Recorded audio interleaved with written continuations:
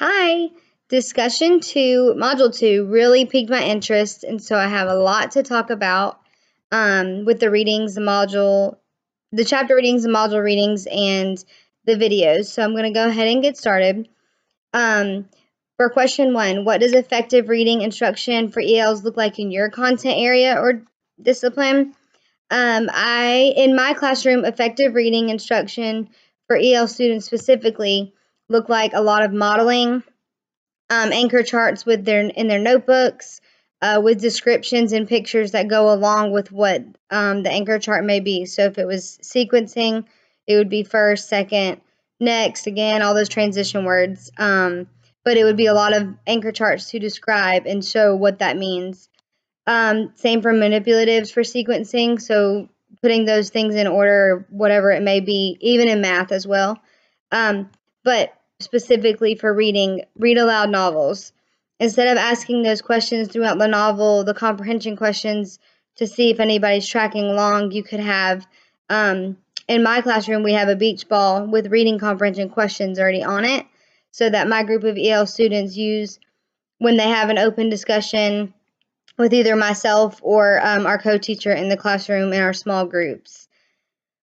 The EL students are really engaged and motivated to read or listening to the reading aloud when they see the interactive beach ball getting out, or they can use their computers for Flipgrid to respond with summaries of what happened in that chapter or what happened in that novel.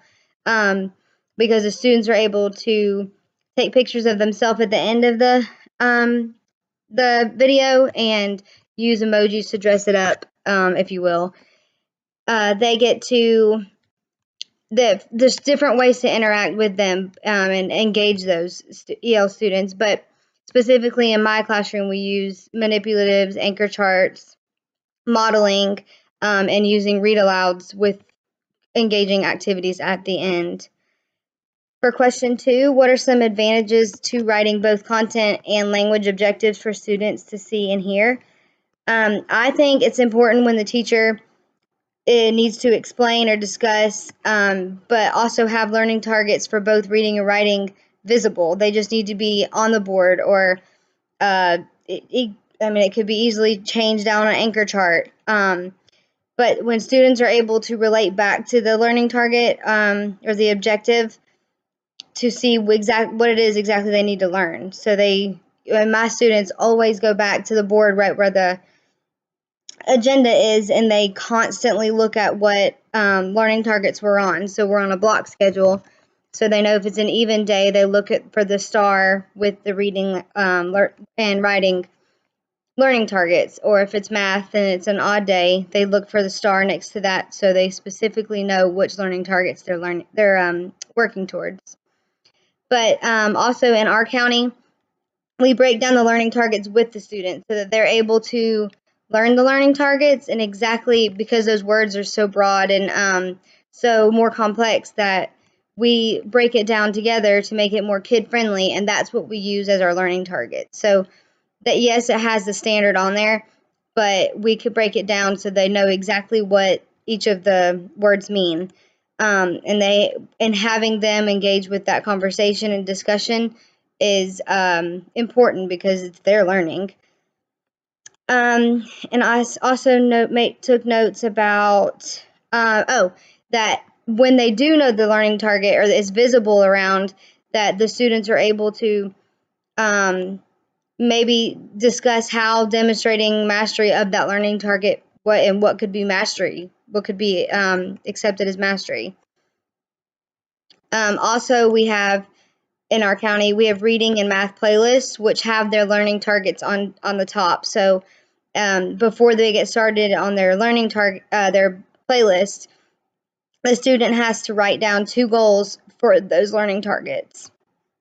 Whether it's like this week was Greek mythology, and there's Greek mythology and similes, so they had to write 2 goals that they wanted to learn by the end of the week.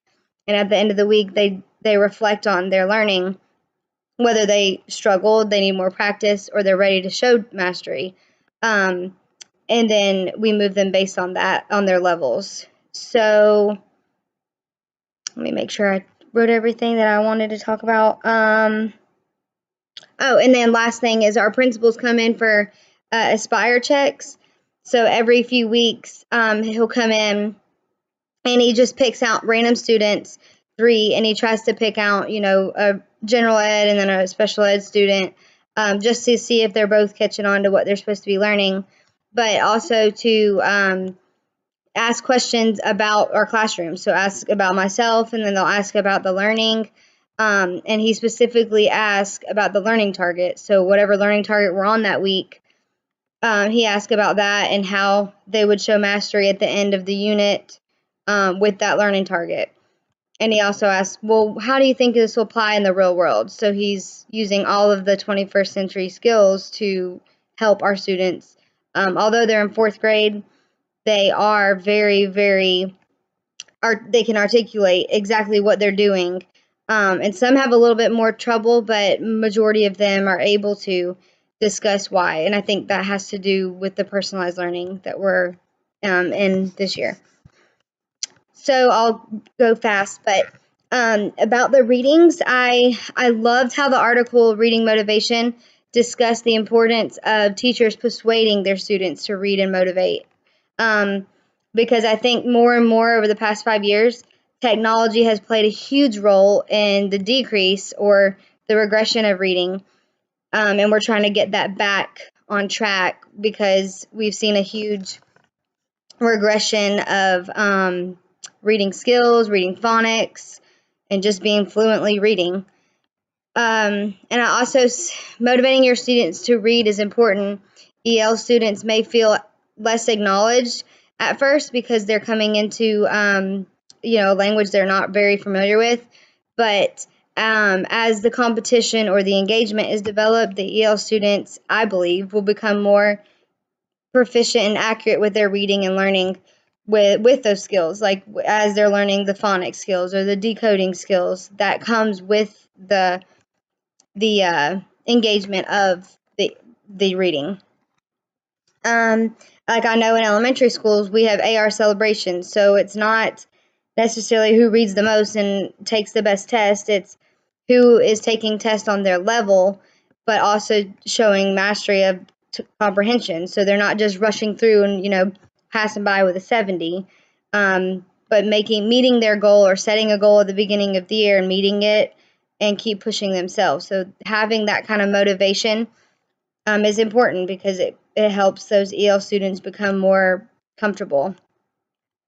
Also, in the article Reading a Motivation, I love how the author states that it's important for students to be able to pick a book or genre of their interest, which will also help increase the motivation. If you pick a book for them, they may not have any interest at all, and the reading will not be getting done because they're not interested. They're very bored with that book. So letting them have a little bit of a choice, even if you tell them a level, giving them the choice will be more beneficial. Read alouds are a perfect way to demonstrate how to proficiently read with tone, character, voices, and fluently. If a teacher models that, then the kids are able to hear and relate back to how reading is supposed to be done. Because maybe EL students not necessarily at home are being read to. And just as a teacher is doing that in the classroom, they're able to pick up on how reading should sound and look. Let me see. Read aloud is, like the article Interactive Read Alouds explains, novels do not have to be chapter books. In fact, they could all be, picture and easier books for EL students because they need to observe and make educated guesses of the novel before you let them read it. You could do a novel search and have them look for certain things and then come back as a discussion on what they found or who they think the book is about, what's going to happen, based on looking at the pictures or reading the summary, and then diving into the book. But just having those, interactive read alouds will play a huge role in having a student feel comfortable.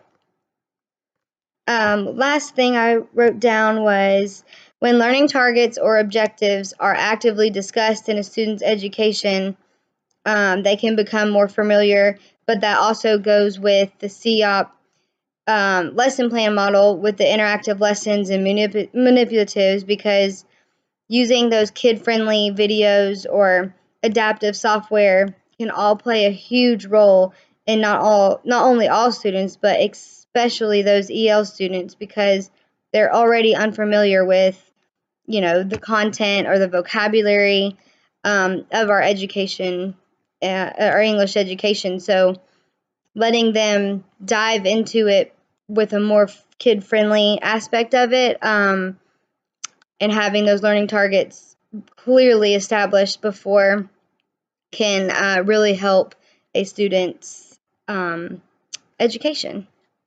Sorry, this is a long post, but I had a lot to say, and I really enjoyed this whole module's outcome. Thank you.